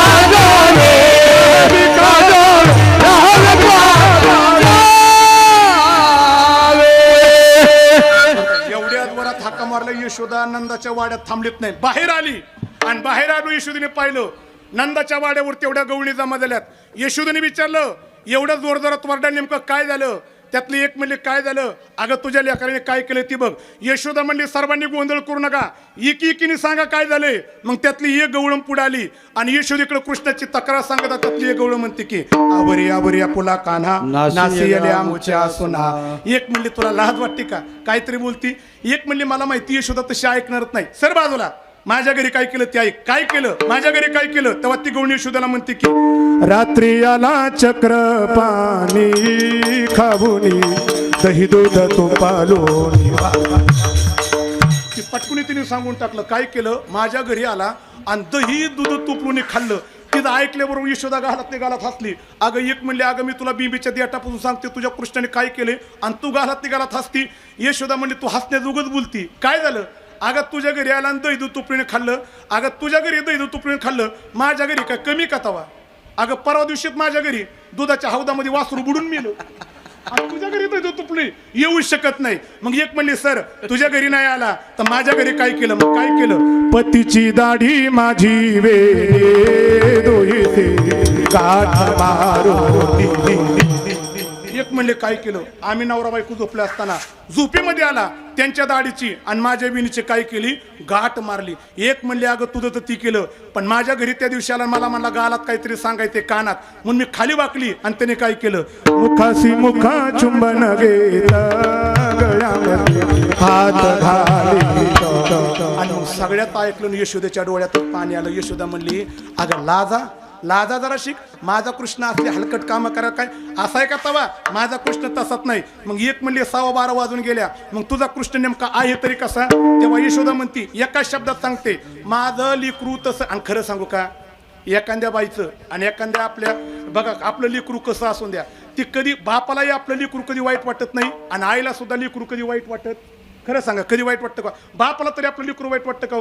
त्या गावातल्या लोकांनी दादा आपल्याकडे किती तक्रार करून द्या, तुमचं लेकरू असे, पोरगा असं करते, पोरग तसं करते, पोरा लावरा. पण बापाला कधी खरं वाटत? बापाला खरं वाटत? बापाला खरं वाटतं कधी वाटतं माहिती का? बापाला खरं वाटतं कधी वाटतं माहिती का? जेव्हा बापाच्या कंबरटात लाता घालतो ना, मग बापाला कळतं खरंच लेकरू आपला असं आहे बरं का. पण तोपर्यंत बापाला ती वाईट वाटत नाही. तसं यशोदाला वाईट वाटतं ना, मग यशोदा म्हणती माझं लेकरू कसं आहे. तेव्हा यशोदा सांगती, बाळ सगुण गुणाचं तहान, बाळ सगुण गुणाचं तहान, सगुण गुणाचे ताने, बाळ सगुण गुणाचे ताने. दिसते गोजिरवाना, बाळ दिसते गोजिरवाना, बाळ दिसतंय गोजिरवाना गे, बाळ दिसतंय गोजिरवाना. मजा आहे ना बरं का तशी. मी 10 वाजल्यापासून बिंबीच्या देठापासून वरटते, तुम्ही नुसतं आमच्याकडे बघत आहे हो. ती यशोदा माया म्हणती माझा कृष्ण परमात्मा कसा आहे. आमच्या देळगाव रसाच्या यशोदा मायाच्या मुखातून आम्हाला ऐकायचंय की देव कसा आहे. आणि एकदा यशोदा माया म्हणली की आमचा नंद बाबा सुद्धा सांगण देव कसा आहे ती. मग नंद बाबा आणि यशोदा माया तयार आहेत का देव कसा आहे सांगण्याकरता? तयार आहेत का? मग पहिला मान नंद बाबाला द्यायचा का यशोदा मायाला द्यायचा? पहिला मान. बरं ती काल्याचं कीर्तन दिलं जेवायचा पहिला मान. बरं जेवायचं म्हणलं की पहिला मान आपल्याकडे. बरं बरं पहिला मान आमच्या यशोदा मायाकडे. ऐका ऐका बघा, नंदबाबापेक्षा आपलं भजन सरसच झालं पाहिजे. देव कसा आहे आमच्या सर्व यशोदा माया सांगतात देव कसा आहे. बघा ऐका नंदबाबा पहिल्यांदा आणि मग ऐका त्यांचं भजन. देव कसा आहे सर्वांनी माझ्या पाठीमागं म्हणायचं. हा बाळ सगुण गुणाचं तहान, बाळ सगुण गुणाचं तहान. वा वा ऐका ऐका. बाळ दिसतंय गोजिरवाना, बाळ दिसतंय गोजिरवाना.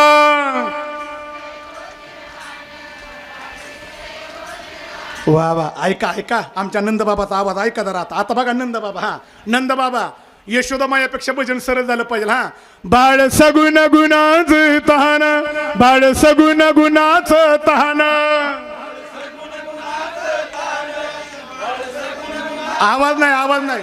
बाळ दिसतंय गोजिरवाना, बाळ दिसतंय गोजिरवाना. वा वा ऐका ऐका.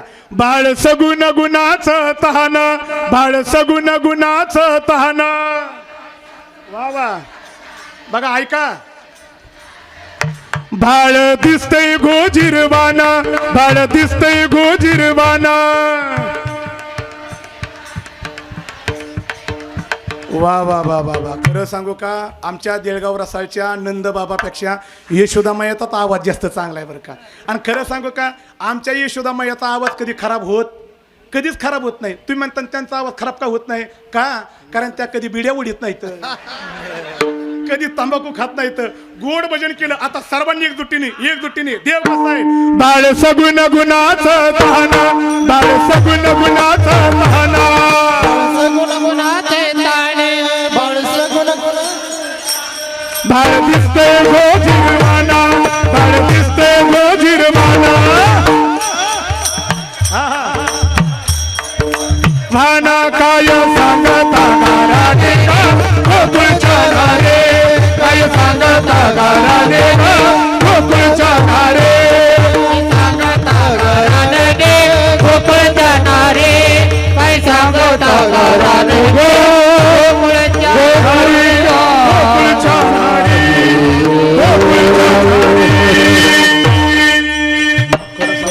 एवढं गोड भजन केलं आणि परत जाता जाता आमच्या नंदबाबापेक्षा यशोदामायाचं भजन. पण त्यातल्या यशोदामायापेक्षा मला त्या मधल्या आजीचं फार हसू आलं बरं का. ती मधली आजी मी तिच्याकडे बारकाईने बघत होतो. तिला दात नाही तर पण ती तुझी कृष्ण महाराज म्हणायची बाळू शौन आवाज काढत होती पण का देवाचं प्रेम आहे बरं का. गोड भजन केलं जास्त वेळ घेत नाही. आणि मग मात्र यशोदा मायाकडे तक्रार दिली. यशोदा ऐकायला तयार नाही आणि सगळ्या गवळणी पाठीमागे फिरल्या. पण गोकुळातल्या एका जुन्या गवळीने 12:20 मागं वळून पाहिलं आणि यशोदेला सांगितलं, यशोदे तुझ्या कृष्णाने सगळ्याच्या घरी चोऱ्या केल्यात. त्याला म्हणाव तुझ्या जर का हिंमत असन तर आज फक्त माझ्या घरी चोरी करून दाखव. आता कृष्ण तिथंच होता. पेंद्याला म्हणला, पेंद्या पहिला ह्या म्हातारीचा पत्ता घे. आज हिच्या घरी चोरी करायची. पेंद्या म्हणला, सगळं पत्त मला माहिती, काळजीच करू नको. त्या गवळीने गोकुळातलं सगळं दही दूध तुपणी एकत्रित केलं, आपल्या घरी ठेवलं. ऐका आणि ठेवल्यानंतर सगळ्या गवळी तिच्या घरी एकट्या झाल्या. ठेवल्यानंतर दरवाजा लावला. म्हातारीने कडी लावली. कडीला कुलूप लावलं. कुलपाची चावी घेतली. चावी बटव्यात टाकली. बटवा घेतला. बटवा उशीखाली टाकला आणि म्हातारी उशी बसली. आता कसा येतोय तीच बघते. ऐका बरोबर 10, 10:30 झाल्या. चोरी झाली नाही. 11 वाजल्या, 12 वाजल्या आणि मग मात्र 12:30 1 पावणे पुढच्या पुढं काही पाठीमागल्या गवळी जरा पेंगोळ लागल्या. अगं दिवसभराच्या कामाने कंटाळी, झोपत नाही, फक्त अंग टाकते. फक्त चोरी होणार नाही याची दक्षता घ्या. बरोबर नुसतं अंग टाकून झोपू नको. 12:30 वाजता ती झोपली. 1:30 वाजता तिच्या पुढच्या झोपी गेल्या. 2:30 वाजता पुढच्या झोपी गेल्या. 3:30 वाजता तिच्या पुढच्या झोपी गेल्या. आणि 3:45ला जी मेन गवळण उशी बसली होती ना, 3:45ला तिला डुकला लागला आणि ती पण झोपी गेली. पण झोपी गेल्याबरोबर 4 वाजता तिला बरोबर जाग आली. खडबडून जागी झाली. तिने पाहिलं सगळी झोपी गेल्यात. पण चोरी झाली का नाही पावा म्हणून म्हातारीने कुलपाकडं पाहिलं. पण कुलूप लावलेलं होतं. आणि मग म्हातारीने विचार केला चोरी झालेली नाही. आणि मग म्हातारी हळूच उशीवरून उठली. उशीखाली हात घातला. बटवा काढला. बटव्यातली चावी घेतली. काठी टेकवत कुलपापाशी गेली. कुलपाला चावी लावली. कुलूप काढलं. कडी उघडली आणि दरवाजा जोरात लोटला. जसा दरवाजा लोटला तशी म्हातारी जोरात वरडल्याबरोबर झोपी गेलेल्या गवळणी सगळ्या जाग्या झाल्या. आणि जाग्या झाल्या त्यातल्या गवळणी म्हणल्या, म्हातारे 4 वाजता काय झालं वाटायला. आणि मग म्हातारी खडबडून रागाने म्हणली, लाजा वाटायला पाहिजे, घरी झोपताय आणि कीर्तनात झोपताय. तुम्हाला म्हातारी तिकडे म्हणते झोपताय. म्हणले काय झालं ते तरी पहा. सगळ्या गवळणी पळत आल्या रवी महाराज. आणि मग मात्र म्हातारीच्या पाठीमागं काय झालं. म्हातारी जशी बाजूला सरली तशा सगळ्या गवळणी आतमध्ये पाहिलं तर काय दिसलं. पहाती गवळणी हो पहाती गवळणी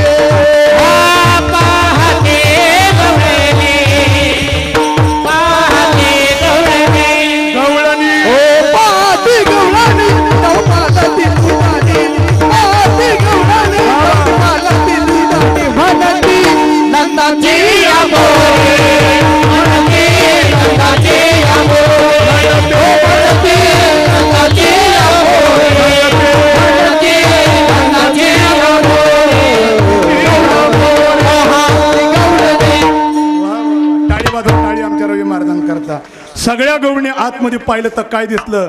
तर आमचे तुकोबराय त्याच्यामध्ये होते. काय दिसलं तर पाहते गवळणी तव ते पालते दुधाने. आता खरं सांगू का 12:15 12:30 होत आल्या. खरं कीर्तन आताशी सुरुवात झालं कृष्ण महाराज. वा कारण आता याच्यावरती शंका घेतल्या की ज्या म्हातारीच्या घरी सगळं दही दूध तुपणं ठेवलं, जिच्या घरामध्ये ठेवलं त्या म्हातारी गवळणीचं घर नेमकं कोणत्या प्रकारचं होतं. जिने कृष्ण परमात्माला सर चॅलेंज दिला. गोकुळामध्ये गवळणीचे अनेक प्रकार होते पण जिने चॅलेंज दिला ती गवळणीचा गोकुळाचा नेमका कोणता प्रकार होता. दुसरा प्रश्न. तिसरा प्रश्न, म्हातारीने आपल्या घरामध्ये दही दूध तुपणं ठेवलं पण ज्या घरामध्ये ठेवलं त्या घराचा दरवाजा लावला पण तो दरवाजा नेमका कोणता होता. 4 नंबर, त्याची कडी लावली, कडी कोणती होती. 5वा प्रश्न, त्याला कुलूप लावलं, ते कुलूप नेमकं कोणतं होतं. आणि शेवटचा प्रश्न, कृष्ण परमात्म्याने खाल्ल्यानंतर सगळ्या दही दूध खाल्ल्यानंतर त्या दुधाने पालत्या घातल्या. त्या पालत्या का घातल्या. अध्यात्मकाराने याच्यावरती 5 ते 6 प्रकारच्या शंका घेतल्या पण तेवढ्या शंकेचं निरसन करायला वेळ आपल्याकडे नाही. कारण का आपली वेळ संपून गेलेली आहे. मग देवाने मात्र पाहिलं, त्या गोपिकांनी पाहिलं की कृष्ण परमात्म्याने चोरी केली. काय दिसलं तर पाहते गवळणी तव ते पालते दुधाने. मग चोरी झाली. नाही म्हणता हाकार पसरला. चोरी झाली. मग एक म्हणली अगं मी 1:30 वाजेपर्यंत जागी होती. एक म्हणली 2:30, मी 3:30. एक म्हणली तुझं जाऊन दे मी 3:45 वाजेपर्यंत जागी होती. पण चोरी झाली तरी कशी. आता एक म्हणली झाली कशी. विचार करू नका ही चोरी नेमकी कुणी केली असावी. त्यातली एक म्हणली कुणी केली.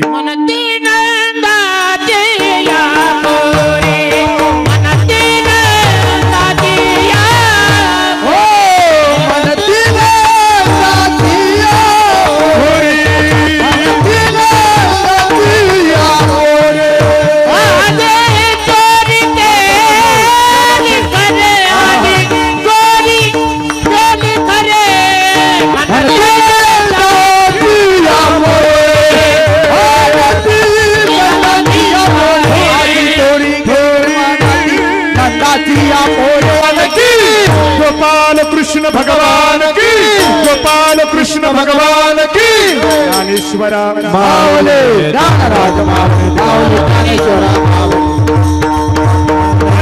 माऊली वारे दोहीकडे मुख पसरवणे कडे वाहतीच्या धारा घ्या रे दोईच्या कोपरा वारे दोहीकडे मुख पसरवणे हाती ठोकाने कवने ने देय का तुम्ही वारे दोहीकडे मुख पसरवणे कंठी धरिला कृष्ण म्हणे अवघा जणे प्रकाश काला वाटो एकमेक वैष्णविका संगम कोलिया ब्रह्मादे का उत्तम लोक दाखव काला वाटो एकमेक वैष्णविका संगम म्हणे भो मंडळे आम्ही बळे वीर घाले काला वाटो एकमेक वैष्णविका संभ्रम जय विठ्ठल जय विठ्ठल जय विठ्ठल जय जय पुरिलेले पुरे वेगळे वाकोडे उत्तरी करा क्षमा अपराध महाराज तुम्ही सिद्ध नाही विचारेला अधिकार म्या आपला करा क्षमा अपराध महाराज तुम्ही तुका म्हणे ज्ञानेश्वराला का पाया पैकी करा करा क्षमा अपराध महाराज तुम्ही सिद्ध ज्ञानदेव तुकारा ज्ञानदेव तुकाराम हा योगे 28 विठ्ठल देवो बावा मंगे रुक्माई दिसते तुळशी माळ गळा करते म्हणे कंठे काशे पितांबर कसुल लाटे आदेवा सुरबारा निजे ते भेटे नानन करते दर्शन वेळा मातृतया होय मुक्ती विश्वासी नामदेव भावे वाळते जय देव जय पांडुरंगा माई वल्लभ राईचा वल्लभ भावे जीवलका जय देव जया आरती ज्ञान राजा महाकैवल्य तेजा सेवती साधू संत विदिला माझा आरती ज्ञान राजा लोपल ज्ञान जगे ताने नाती कोणे अवतार पांडुरंग नाव ठेविले ज्ञाने आरती ज्ञान राजा कैवल्य तेजा सेवत साधू संत विदिला माझा आरती ज्ञान राजा प्रकाश कोया बोले विश्व ब्रह्मच केले राम जनार्दने चरणी मस्तक ठेवले आरती ज्ञान राजा कैवल्य तेजा सेवत साधू संत विदिला माझा आरती ज्ञान राजा आरती तुकारामा स्वामी सद्गुरु दामा सच्चिदानंद मूर्ते पाया दाखव्या आरती तुकारामा रागवे सागरात पाषाण धारणे तैसे कोबाचे अभंग रक्षले आरती तुकारामा स्वामी सद्गुरु दामा सच्चिदानंद मूर्ते पाया दाखव्या